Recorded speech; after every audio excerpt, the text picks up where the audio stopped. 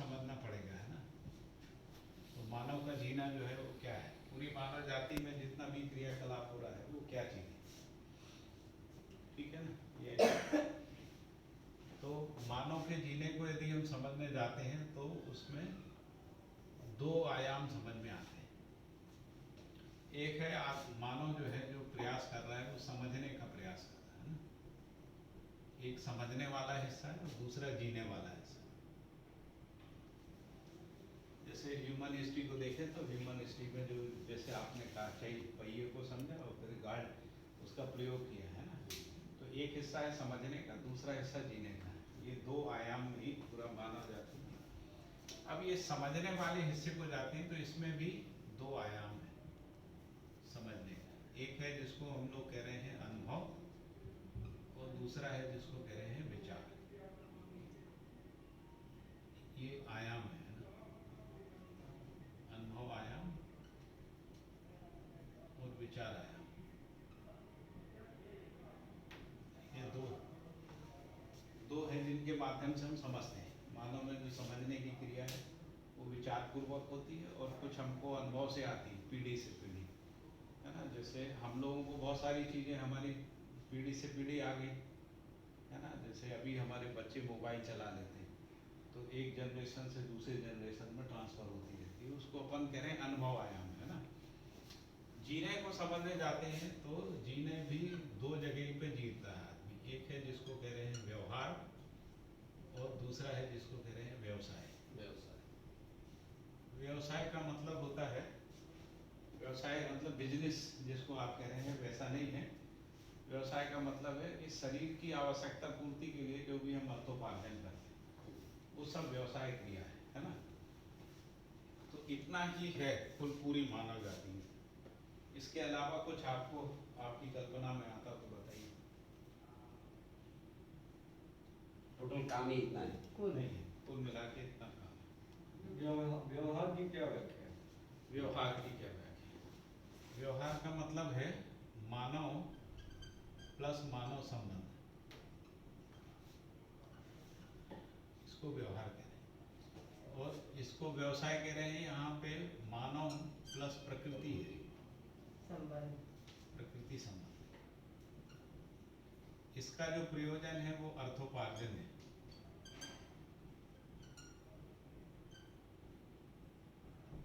और इसका जो प्रयोजन है वो संबंध में जीना है, संबंध में जीना, जिसको अपन कह रहे हैं रिलेशनशिप में जीना। अच्छा, तो मानव के साथ का संबंध में व्यवहार बोलते हैं। लेकिन मानव की चेतना सिर्फ इतने में सीमित नहीं रहती है। और बताइए क्या है? जैसे कि सेल्फ एक्चुअलाइजेशन है, वो अनुभव है, अनुभव का भी अनुभव आएगा। है ना। अभी इसको थोड़ा सा और ले जाते हैं नीचे, तो जिसको हम लोग संबंध में जीना कह रहे हैं वो क्या है? तो मानव में जो संबंध है जिनको हम लोग कहें तो एक परिवार में संबंध है ना, और एक समाज में संबंध है। ये दो प्रकार के संबंध है ना, जिनमें हम जीते ही हैं। परिवार में जो संबंध है वो है माता पिता, माता पिता और पुत्र पुत्री, और इसके बाद पति पत्नी, भाई बहन और भाई बहन, है ना। ये संबंध है। समाज में क्या संबंध है? तो समाज में है गुरु शिष्य, गुरु शिष्य साथी सहयोगी है। जैसे आपके इंडस्ट्री में लोग काम करते हैं ना, और मित्र मित्र संबंध। और फिर इसके बाद एक संबंध है जिसको हम लोग व्यवस्था संबंध कहते हैं। इन 7 संबंधों में हम लोग जीते टोटल इतना ही है जीने का, जिसको अपन व्यवहार आयाम कह रहे हैं, इतना ही है जीना। और इसके बाद यदि हम जीने को समझते हैं तो इसमें जीने का क्या मतलब है? तो इसमें एक मूल्य के रूप में जीते हैं, दूसरा चरित्र के रूप में जीते हैं, तीसरा समाज के रूप में जीते हैं, है ना। तो मूल्यों के रूप में जो जीते हैं वो परिवार में जीते हैं। चरित्र के रूप में है तो परिवार प्लस परिवार है। और समाज ये नैतिकता में जीते हैं। नैतिकता, तो नैतिकता में हम समाज में जीते हैं, जिसको हम लोग समाज संबंध कह रहे हैं, नैतिकता। नैतिक, अब इसको थोड़ा डिफाइन कर देता हूँ। मूल्य चरित्र नैतिकता। हाँ, तो मूल्य का क्या मतलब है? तो मूल्यों को यदि समझने जाते हैं तो एक स्थापित मूल्य है। स्थापित मूल्य का मतलब होता है जिनसे संबंध परिभाषित होते हैं। यदि वो हैं तो संबंध है, यदि वो नहीं है तो संबंध नहीं है, ना।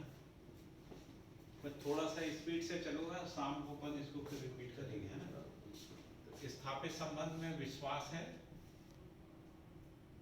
सम्मान है, स्नेह है, ममता है, वात्सल्य है, कृतज्ञता है, गौरव है, श्रद्धा है और प्रेम है। तो ये 9 स्थापित मूल्य हैं। इन्हीं में जीना होता है। यदि इनकी कमी होती है तो मानव में दुख रहता है। यदि ये रहते हैं तो सुखी रहता है। यदि विश्वास नहीं है तो भी दुख है, सम्मान नहीं है तो दुख है, स्नेह नहीं है तो दुख है, वात्सल्य, कृतज्ञता, गौरव ये सब नहीं है, प्रेम नहीं है तो दुख है। तो जिसको हम कहते हैं सुखी, हम व्यवहार में क्या हम जी के क्या करते हैं, सुखी होते हैं। इनमें जीते हैं, मूल्यों के साथ जीते हैं तो सुखी होते हैं। इसके बाद आता है चरित्र क्या है। मूल्य और भी हैं, उसकी थोड़ा सा शाम को बात करेंगे। तो बेसिक बात कर लेते हैं, चरित्र किसको कह रहे हैं। तो चरित्र का मतलब होता है स्वाधन, स्वनारी, स्वपुरुष और दया गुण, कार्य व्यवहार। इसको हम लोग चरित्र कह रहे हैं, है ना। स्वतंत्र, स्वनारी, स्वपुरुष।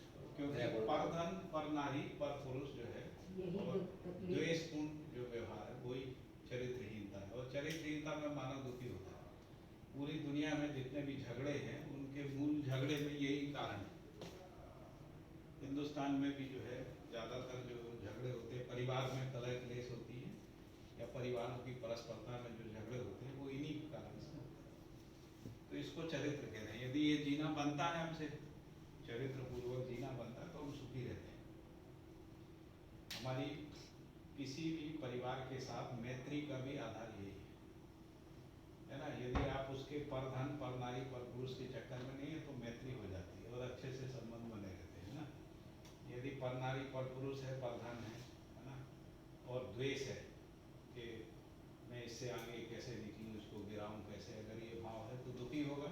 और यदि हमारा ये कि हम इनको भी सहयोग करें, है ना, और इनका भी सहयोग लें, ऐसा परस्पर एक दूसरे से मैत्रीपूर्वक जीते तो सुखी रहते हैं।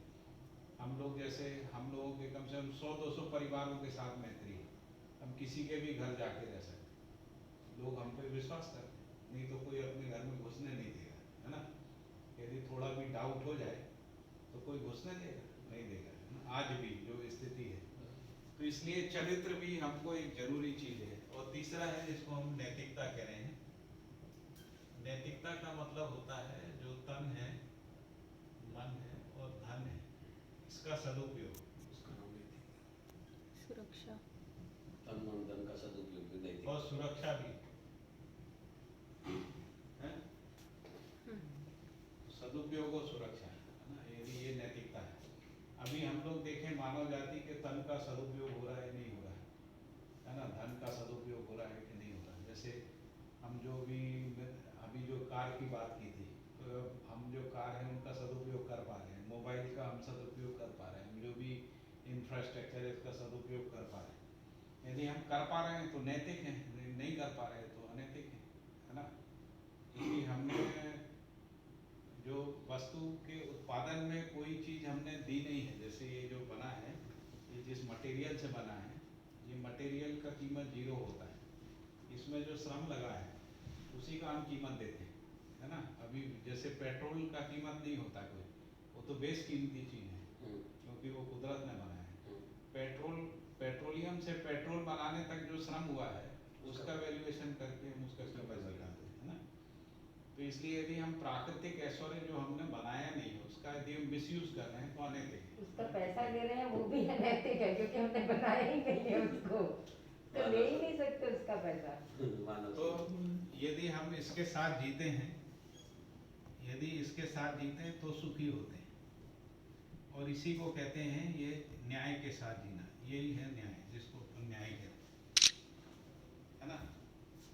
और यदि यही 5 स्थितियों में जी पाते हैं, व्यक्ति, परिवार, समाज, राष्ट्र और अंतर्राष्ट्र, यदि इन 5 स्थिति में न्यायपूर्वक जी पाते हैं, है ना, उसी को कह रहे हैं सभ्यता, जिसको हम कह रहे हैं सभ्यता, है ना। नहीं तो असभ्यता है। यदि मूलहीनता है, चरित्रहीनता है, अनैतिकता है, तो सभ्यता का प्रमाण नहीं है, असभ्यता है। ठीक है, यहाँ तक ठीक है, व्यवस्था तक कर दो। यहाँ तक ठीक है। अब ये आता है दूसरा वाला हिस्सा, व्यवसाय वाला हिस्सा। एक केवल पिक्चर दे पाएंगे ना आधे बार, तो व्यवसाय वाला हिस्से को ये साइड पे ચાર્ટ બધા અલગ અલગ છે બધા બહુ first class. हाँ, नहीं, ये एक मिनट, काफी सारे सवाल एक्चुअली हाँ, मुझे ऐसा लग रहा है कि ये आप इतना तेज जा रहे हैं कि प्रश्न ही प्रश्न हो जाएंगे। हाँ हाँ बताइए। ये तन मन धन का सदुपयोग हाँ, सुरक्षा। व सुरक्षा, तो धन की सुरक्षा से आप क्या इंगित कर रहे हैं? हाँ, जैसे धन 2 प्रकार से मानव जाति में। एक है जिसको हम लोग कह रहे हैं जो नदी है, पहाड़ है, खनिज है, ये भी तो मानव का संपदा है ना, जो प्राकृतिक संपदा के रूप में मानव को उपलब्ध धन है। तो इसका सदुपयोग, इसकी सुरक्षा है। दूसरा, मानव परिश्रम करके कुछ धन अर्जित करता है, उसका भी दुरुपयोग नहीं चाहता। कोई भी पेरेंट्स ये चाहते हैं कि बच्चे उनके मेहनत के पैसे का दुरुपयोग करें, नहीं चाहते। कोई उसी को सुरक्षित है। तो सदुपयोग की क्या व्याख्या रहेगी? सदुपयोग का मतलब होता है कि यदि हम उसको मानवता के अर्थ में नियोजित करते हैं। जैसे मान लीजिए मेरे पास कुछ पैसा ज़्यादा है, जैसे सपोज ये इनके पास एक सुविधा है, तो ये मानवता के अर्थ में सुविधा का उपयोग कर रहे हैं, तो एक प्रकार का ये सदुपयोग हो गया। इसकी जगह अगर मान लीजिए एक दारू की पार्टी कर रहे होते हैं, वो दुरुपयोग होता है। बैठ के कुछ षड्यंत्र बना रहे होते हैं, हमको इसको पटकना है, उसके साथ ये करना है, वो उसके लिए भी तो रिसोर्स तो उपयोग हो ही सकता है, तो वो दुरुपयोग। ये डिफेंस पे खर्चा होता है दुरुपयोग है. तो मैं वही आ रहा हूँ, I am just coming to that, कि आपने जो अपने व्यवसाय से जो धन अर्जित किया है, जी, उस धन को मानवता के सेविंग्स में लगाना, ये मन की असुरक्षा है, हाँ। तो वो सही है या नहीं है? नहीं, यदि यानी अगर मैं saving में इंश्योरेंस क्यों लगा लेता रहा हूँ, मैं Saving मैं में क्यों इंश्योरेंस लगा लेता रहा हूँ, मैं मेडिक्लेम लेता हूँ, या मैं म्यूचुअल फंड में इन्वेस्ट करता हूँ, या मैं किसी प्रॉपर्टी में इन्वेस्ट करता हूँ, मैं अपने मन को ये समझा रहा हूँ कि ये भविष्य की सुरक्षितता के लिए है, यानी मेरा मन असुरक्षित है, यानी मेरे मन की सुरक्षा नहीं है, यानी मैं अनैतिक हूँ। क्या ये तर्क सही है? सही है। प्रश्न है कि आदमी क्यों, यानी धन का संचय नैतिक है या नहीं? वही मैं पूछ रहा हूँ कि आदमी धन का संचय क्यों करना चाहे। धन का संचय इसलिए करना चाहते हैं, शिक्षा सुलभ नहीं है, स्वास्थ्य सुलभ नहीं है, हमको परिवहन सुलभ नहीं है, हमको आहार सुलभ नहीं है। यदि सुलभ है तो क्यों करना चाहते। तो मूल मुद्दा ये नहीं है कि हम संचय करना है नहीं करना, मूल मुद्दा ये है कि सुलभ होना कि नहीं होना, हमको शिक्षा सुलभ होना कि नहीं होना। पर वो मेरे अभी क्या है, हम डरे हुए हैं, उनके बच्चे हो गए, अभी हमको इनकी पढ़ाई में 20 लाख लगेगा, 2 करोड़ लगेगा, तो हमको पैसा चाहिए, है ना। ये बिजनेस करेगा तो पैसा चाहिए, क्योंकि व्यवसाय भी सुलभ नहीं है ना। या बीमार पड़ गया, सर्जरी कराने गए तो पता लगा एक हॉस्पिटल में 5 लाख लगेगा और एक में 25 लाख लगेगा, है ना। तो इसलिए हमको संचय करना है। अब यदि मान लीजिए मेडिकल फैसिलिटी सुलभ है, दुनिया में कई देशों में है ना, वहाँ मेडिकल पे पैसा नहीं लगता है। Social security. तो सुलभ हो जाने से फिर जरूरत नहीं है पैसे का चिंता करने की, फिर संचय क्यों करना है? उसके और दुर्गुण है, क्या दुर्गुण है? आलस और इकोनॉमिक सिस्टम पे बर्डन। भाई वो जो भी सिस्टम सुलभता होती है उसमें तो सब श्रम लगेगा भाई, जैसे शिक्षा सुलभ होती है तो शिक्षा सुलभता में लोग श्रम लगाएंगे ना, आलस क्यों करेंगे? जैसे अभी जो चिकित्सा है, इतने हॉस्पिटल होने के बाद भी क्या अहमदाबाद के हर आदमी के लिए सुलभ है? इसका मतलब है सुलभता पे काम करना पड़ता है हमको। जैसे हर आदमी मूवमेंट करना चाहता है, क्या सबके लिए मूवमेंट सुलभ है? नहीं है। जिसके पास वाहन है, जिनके पास पैसा देने के लिए है, गाड़ी में, ट्रेन में, हवाई जहाज में, उसके लिए सुलभ है। यदि सुलभ हो जाए तो सुलभ, फिर ये है कि जो सुलभता है उसको कैसे नियंत्रित करना है, ये भी एक बात है ना। तो प्रयोजन के सुलभता हो अर्थ जाएगी में, तो दुरुपयोग होगा। हाँ प्रयोजन के अर्थ में नहीं, दुरुपयोग भी नहीं होगा। क्यों होगा? नहीं समझो, अब किसी को गाड़ी उपलब्ध हो जाएगी हाँ तो सीधा प्लेन उपलब्ध हो जाएगा तो घूमता ही रहेगा। नहीं, आप देखिए आपके पास गाड़ी उपलब्ध हो गई, आप दुरुपयोग करते हैं उसका सदुपयोग करते हैं। नहीं, सुलभता जिसको पहले समझो, अपने से देखना है। आपने गाड़ी खरीदी, आप उसका दुरुपयोग करते हैं सदुपयोग करते हैं? सदुपयोग। स्वीकृति क्या है? सदुपयोगता की स्वीकृति। तो समाज को भी ऐसे ही देखना चाहिए, समाज के पास सुलभ होगा तो दुरुपयोग नहीं करेगा। सुलभ नहीं है इसलिए संघर्ष है सारा। संघर्ष इसके लिए सुलभ नहीं है मतलब आपको सुलभ है, इनको सुलभ नहीं है, तो इनको लगता है कि इनके पास क्यों है, हमारे पास क्यों नहीं है ना, वहीं से वो द्वेष जन्म देते। अब आप दोनों को चिकित्सा चाहिए और चिकित्सा में सब सुलभ है, डॉक्टर सुलभ है, पैसा देना नहीं आप, तो आप बीमार होगे तभी जाओगे, क्यों जाओगे नहीं, क्यों दुरुपयोग करोगे, है ना। तो शिक्षा भी सुलभ है, शिक्षा में अभी हम लोगों को लगता है कि हमको इंजीनियरिंग मेडिकल में भेजना है तो 1 करोड़ रुपए लगेगी। अभी मान लीजिए कि जिसको जो बनना है, शिक्षा सुलभ है, आपको इंजीनियर बनना है, इंजीनियर की, मेडिकल बनना, मेडिकल जो भी करना है उसकी शिक्षा सुलभ है, तो फिर आप उसका सदुपयोग करेंगे। भाई हमको अभी तो क्या है, पैसे के आधार पर निर्णय लेना पड़ता या और भी कारणों से निर्णय लेना, जैसे हम बच्चे को बाहर नहीं भेज सकते है ना, कोई भेज सकता है तो हमको निर्णय लेना पड़ता है कि हम भेज सकते हैं।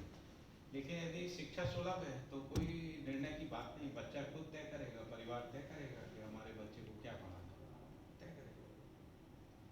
तो मूल मुद्दा है सुलभता, मूल मुद्दा संचय नहीं। तो सुलभता तो व्यवस्था से आएगी, और व्यवस्था से का तो हमें इसीलिए- बहुत छोटा भाग है। हम उस इसीलिए व्यवस्था व्यवस्था को- पे काम करना पड़ेगा। अभी हम लोग मोक्ष के लिए काम कर रहे हैं, उसके लिए व्यवस्था पे काम कर रहे हैं। यदि हम चाहते हैं मानव जाति सुखी हो तो हम मोक्ष की जगह व्यवस्था पे काम करें। हम व्यवस्था पे कहाँ काम कर रहे हैं?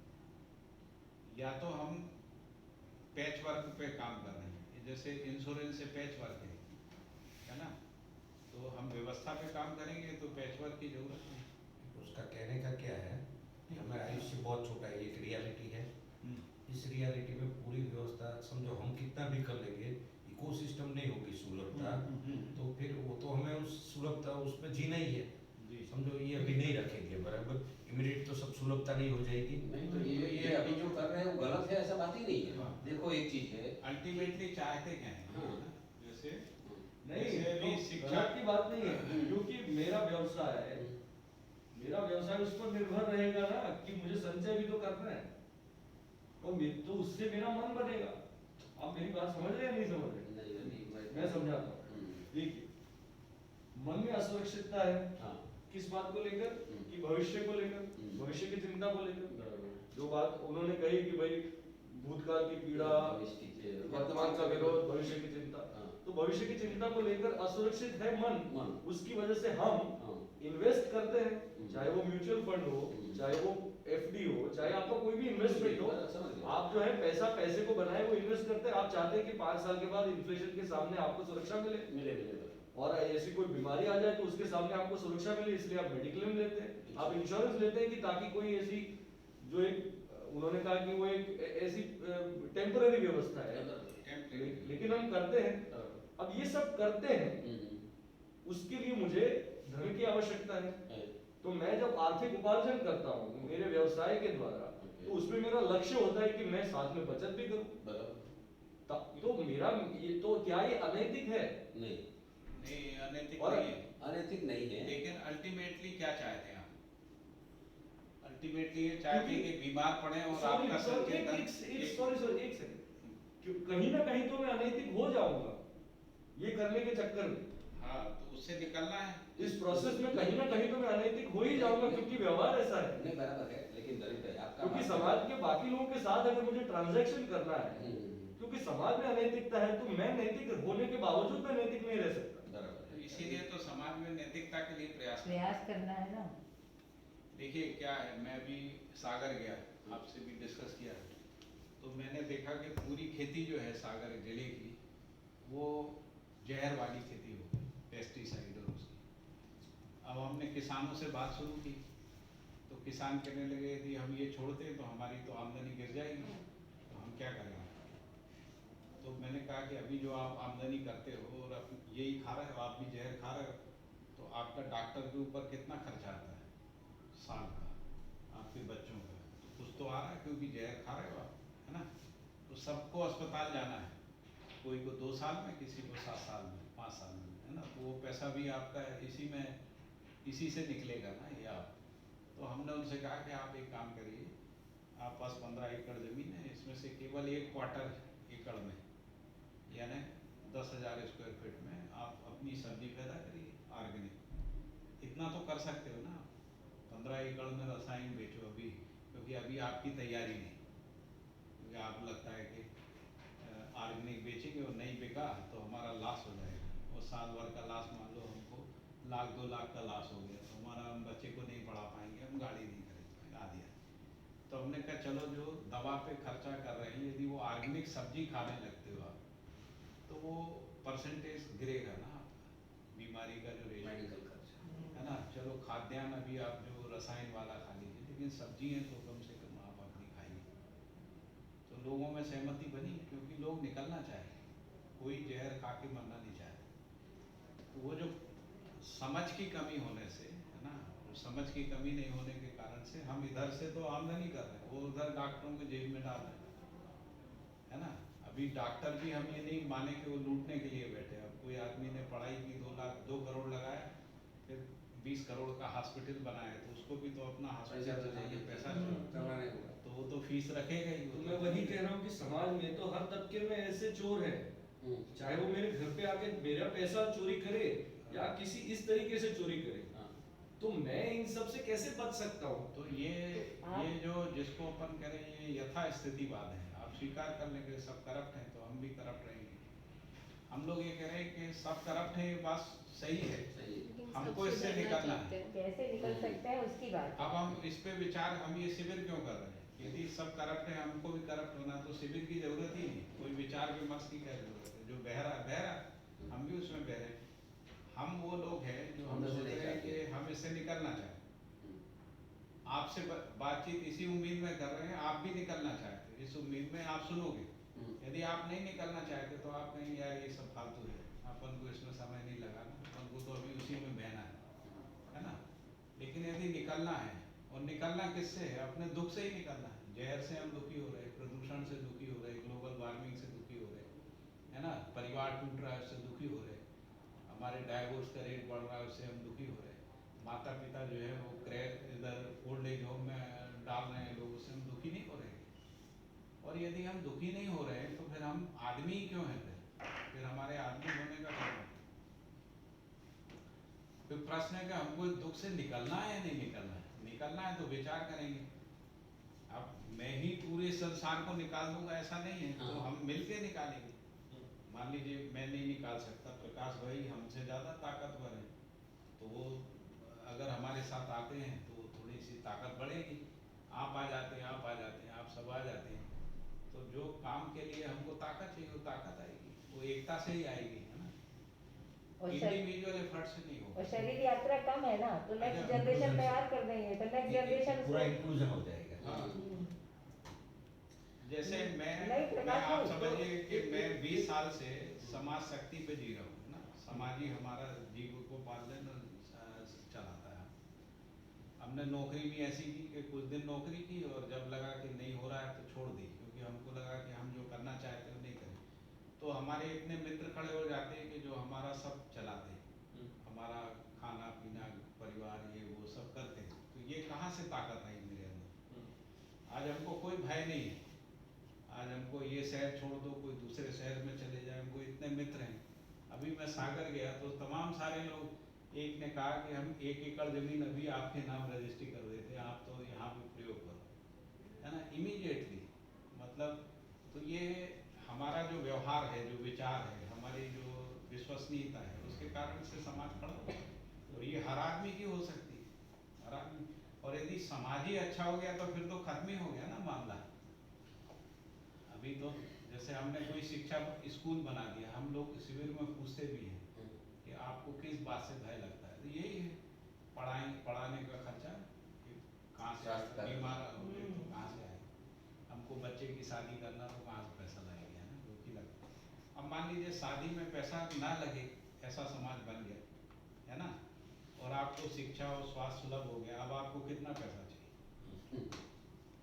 वो घर भी हो गया, चलो घर भी बना दिया, हमें तो घर भी मिल जाते मिलजुल के घर बना लिया, पूरे के लिए। अब काय के लिए पैसा चाहिए? बड़े घर के लिए, बड़ी गाड़ी के लिए। हाँ। 40%। तो ये जो बड़ा घर है, अभी इसको जांच के देखना, क्या बड़े घर से हम सुखी होते, बड़ी गाड़ी से सुखी होते? इसको जांच के देखना, इसको हम इसका हम लोग प्रबोधन कराते हैं, जांच के देखना। फिर है कि बड़ी गाड़ी उपयोगिता के हिसाब से लेना है, या बड़ी गाड़ी जो है हमको दूसरे को स्टेटस के लिए लेना है ना। तो स्टेटस के लिए लेंगे तो बड़ी गाड़ियों का होड़ खत्म ही नहीं होगा, क्योंकि बड़ी गाड़ी जो है ना 10 लाख से लेकर 10 करोड़ तक की है, और शायद उससे आगे की भी होगी, तो वो तो खत्म नहीं होता है, आप कितनी भी लेते जाइए, कोई ना कोई आपसे बड़ा मिल ही जाएगा। तो फिर दुखी होना शुरू। अब उसमें क्या है कि आपका 2 चीजें बनेगी, यदि आप पास बड़ी गाड़ी है, दूसरे के पास नहीं है, तो अहंकार आएगा, हम ऐसा रह सकते। और यदि मान लीजिए कि आप पास नहीं है तो हीनता आ जाएगी, है ना, आपने अपने से बड़ी गाड़ी वाले को देख लिया, हीनता आ जाएगी। हम दोनों से मुक्त हैं, हमको बड़ी गाड़ी, ना हमारे अंदर अहंकार है ही नहीं गाड़ी, है ना, और ना अपने पास कोई हीनता है, हमारे पास नहीं है। जैसे भैया हमको ये शिविर करना था, आप बड़ी गाड़ी से हमको ले आए, है ना, तो गाड़ी उपयोगिता के लिए, आप मान लो बड़ी गाड़ी की जगह मारुति से ले आते या ऑटो से हम आ जाते, तो भी हम ऐसे ही बोलते, वो हमारी जरूरत ही नहीं थी। क्योंकि हमारा मूल प्रयोजन था आपके पास आके बात करना, हमारा मूल प्रयोजन गाड़ी नहीं। तो ना गाड़ी हमको प्रभावित करती है, ना अहंकार करती है, ना हम हीनता में जाते हैं। ना हम कपड़े से भी ऐसे, घर से भी ऐसे, हमको तो रहने को जगह चाहिए, वो जगह है, उससे ना हमको हीनता आती, ना किसी का बड़ा घर देख के हम प्रभावित, हम उसका न्याय देख के प्रभावित होते, उसका विश्वास, सम्मान, स्नेह। तो हमारा फिर ध्यान वस्तु से मूल्यों की ओर जाता है। तो जब तक हमारा वस्तु पे ध्यान रहता है, हम संकट में ही रहते हैं। तो वस्तु की आवश्यकता है, और वस्तु की आवश्यकता किस लिए? शरीर का पोषण और संरक्षण। हो गया टाइम। तो शरीर का पोषण और शरीर का संरक्षण 2 ही उपयोग हैं बस। एक तो हमको भूख लगती है, हमारे बच्चों को भूख लगती है, उनको आहार मिलना चाहिए, और शुद्ध पोषक आहार मिलना चाहिए, है ना, वो हमको चाहिए। उसके लिए समाज एक व्यवस्था बनाता है, उत्पादन व्यवस्था के माध्यम, उसी से अर्थव्यवस्था बनती है ना। और क्या चाहिए? फिर संरक्षण चाहिए। तो हमारे शरीर को ठंडी हवा, गर्मी ये सब ना लगे, उसके लिए घर चाहिए, कपड़े चाहिए। तो इतना ही आवश्यकता है, इससे ज़्यादा आवश्यकता नहीं। हमारी बड़े घर की आवश्यकता नहीं है, हमारी आवश्यकता रहने के लिए, शरीर के संरक्षण। अब प्रश्न है कि हम समझदारी में सुखी होते हैं, नासमझी में। जैसे हमारी आवश्यकता 5 कमरे की है और हमने 25 कमरे का घर बना लिया, ये समझदारी है, नासमझी? नासमझी, क्योंकि आपको 20 घर की लायबिलिटी आ गई, आपको दो गाड़ी की जरूरत है, आपने 20 खरीदनी, 15 खरीदनी। हमारे कई मित्र हैं जिनके 12-12 फ्लैट है ना, अपने खरीद लिए हैं, पैसा करप्शन से आ रहा है, खरीदते गए, फिर परेशान होते रहते, यार वो खाली नहीं कर रहा, वो उससे केस चल रहा है ना, उसका मेंटेनेंस नहीं हो रहा, ये टेंशन रहता है। खाली हमको बड़े बड़े जितना उसका हमको जितना घर चाहिए, मान लीजिए 3 बेडरूम चाहिए, 5 बना लो भाई, 2 गेस्ट रूम रख दीजिए, है ना, तो इतना बना लीजिए। अब आपने बना लिए 15 फ्लैट खरीद लिए, क्योंकि प्रॉपर्टी का रेट बढ़ेगा, इस चक्कर में खरीद लिए, फिर परेशान होते रहो। फिर आप किसी के भी घर जाते हो तो घर ही देखते हो, बाकी चीजें ही नहीं दिखती आप। एक बार आप उसके प्रलोभन में आ गए, जैसे मान लो आपको कोई कार अच्छी लगी है ना, आप प्रलोभित हो गए, फिर सड़क में कार ही दिखती, ये वाली कार, ये वाला मॉडल, वो वाला मॉडल, है ना, वही दिखता रहता है आपको। तो मूल बात है कि हमको देखना क्या है, समझना क्या है, जहाँ पे हमको जीने में सुख मिलता है वही देखना। हमको विश्वास, सम्मान, प्रेम, स्नेह, ममता, वात्सल्य देखना, उसी में जीना है ना, उसी में हम सुखी होते, बाकी में सुखी नहीं होते। हम लोग इसका प्रबोधन कराते हैं, जैसे आप 7 दिन का शिविर करेंगे, इसी मुद्दे पे पता लगा कि पूरा दिन भर चर्चा हो, पूरा सब लोग आपस में बात करेंगे और फिर इस निष्कर्ष पे आ जाते हैं। और इसीलिए बड़ी बड़ी नौकरियां छोड़ के लोग जीवन विद्या का काम कर, मतलब 1-1 करोड़ का पैकेज छोड़ के, सुरेंद्र पाल जी 1 करोड़ का पैकेज छोड़ के ना, वो अपना लगे हुए हैं और डॉक्टर। नेक्स्ट जनरेशन तैयार हो जाएगी तो ये शरीर की सीमा वाला प्रॉब्लम नहीं लेकिन खत्म। इसका मतलब ये नहीं है कि हम समाज को दरिद्र बनाने के हाँ, लिए, दरिद्र बनाने का सोच रहे, ऐसा बात नहीं हम है। तो कह रहे हैं कि ज्यादा ताकत आती है, हाँ, ये ज्यादा रिसर्च कर सकते हैं हम। ताकत वाले लोग क्रिएट हो गए ना, राजनीति से जो बदलाव आएगा ना वो बहुत स्पीड से आएगा।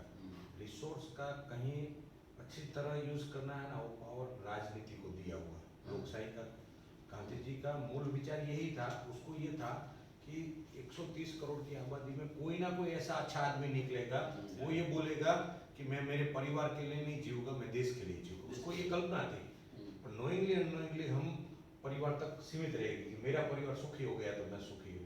मेरा देश में कोई आदमी, अभी समझो 5 लाख करोड़ का अपना डिफेंस में खर्चा हो जाता है, अपने को उसका नहीं टेंशन है, अपना पैसा बचा लिया हमने। तो ये राजनीति में जो स्कैरसिटी है ना, उसको एबंडेंस में डालना है। और पूरे राष्ट्र में एक चीफ मिनिस्टर नहीं मिल रहा है, एक प्राइम मिनिस्टर नहीं मिल रहा है, एक अधिकारी नहीं मिल रहा है, कितनी स्कैरसिटी है। तो मेरा सबसे पहला फुलफिलमेंट वहाँ तक कर देना है। दूसरा, इंडस्ट्रीज में आज कोई कंपनी का चेयरमैन नहीं मिल रहा है। जमशेदजी टाटा की जिस भावना से कंपनी शुरू किया था, कितने हमने जमशेदजी टाटा दिए। तो ये चेयरमैन है बड़ा कंपनी का, वही शोषण वाला है, पोषण की जगह पे। तो कैरेक्टर ऊपर में बहुत फास्ट तरह करना है, तो एक कंपनी से बहुत बड़ा बदलाव आएगा, राजनीति से आएगा। और कंपनी भी वही जो आध्यात्मिक को प्रमोट करे। सोशल इम्पैक्ट जो सबसे बड़ा लगा, उबर ने कितना रिसोर्स को अच्छी तरह यूटिलाइज किया, ओयो ने भी मैक्सिमाइज किया। अभी भी ओयो उबर है ना, उसको कम्युनिकेट इस तरह का नहीं कर पा रहा है कि आप आपकी गाड़ी लगाओ। समझो दशरथ भाई के पास वोल्वो है, मेरे ब्रदर के पास डिस्कवर, वे आप भी लगा दो उसमें, तो इसका मैक्सिमम यूटिलाइजेशन होगा। तो अभी भी अपनी जो मानसिकता है वो ज़्यादा लिवरेज कैपिटलिस्ट है ना, अमेरिकन लोग इस चीज़ में आ गए, उसका वो संपत्ति संसाधनों ज़्यादा यूज कर पाते। हम खुद का फार्म हाउस बनाते रिसोर्ट में रहने की जगह पे। ये माइंडसेट बदलना पड़ेगा, और जो बदलेगा वो टॉप पे जाएगा। समर्थ में 6 लोग होंगे, अभी उसमें से जिसका चारित्र ऊपर वाला उसको आप टॉप पे बैठा हो, तो ये जो है उसको करना है, जिसको ये समझ में आ गए और जानने में, मानने में और जीने में है, उसको समर्थ का पावर दो, तो समर्थ का इंक्लूजन बहुत बढ़ाएगा। समर्थ का बहुत संभावना है, गुजरात की संभावना बहुत है, और जिसका क्लियरिटी होगा, जिसका इंक्लूजन होगा ना, वो फास्ट जाएगा। तो अपने को पूरा का पूरा एक कंटेंट समझना है, और उसके बाद है ना, हो सकता है आप बहुत बड़ा लीड लो, मैं ले सकता हूं, कोई भी सही ले। बात है सर। और दूसरा, इसमें कोई फिर वी आर वन टीम, तो इस चीजों में सपोर्ट के लिए बहुत हो जाएगी। तो ये ठीक है ना? हाँ। बिल्कुल ऐसे ही है। शहर से तो ऐसे ही अकेले कुछ नहीं होता। स्वास्थ्य, तो मुझे लग रहा है कि मैं ब्लेसिंग हूँ, बहुत घूम के आता, फिर आता है रिस्पॉन्सिबिलिटी। तो गुजरात की तो कम से कम मैं रिस्पॉन्सिबिलिटी ले सकता हूँ, इतना तो मेरा दायित्व है। आज मैं गुजरात को देखता हूँ तो मैं सेटिस्फाइड नहीं हूँ। यहाँ पे सब कुछ हो सकता है, ये रोल मॉडल बन सकता है। और सोमतिया जी का, आपका भी, सबका मानना है कि गुजरात को तो कम से कम बने, गांधी का गुजरात है। पॉसिबिलिटी भाई, पूरा पॉसिबिलिटी। आज भी अपना साणंद में है, 80% लैंड है, वो ना एग्रीकल्चर होती ना इंडस्ट्री होती, पड़ा हुआ है। तो ऐसे बहुत चीजों में रिसोर्स का मैक्सिमाइज नहीं नहीं, होता। केजरीवाल को बाबा ने बोला था कि तुम धर्महीन राजनीति करो, मैं तुमको सिखाऊंगा कि धर्महीन राजनीति कैसी थी। वो ये वोट नोट बंटवारा संतुष्टि से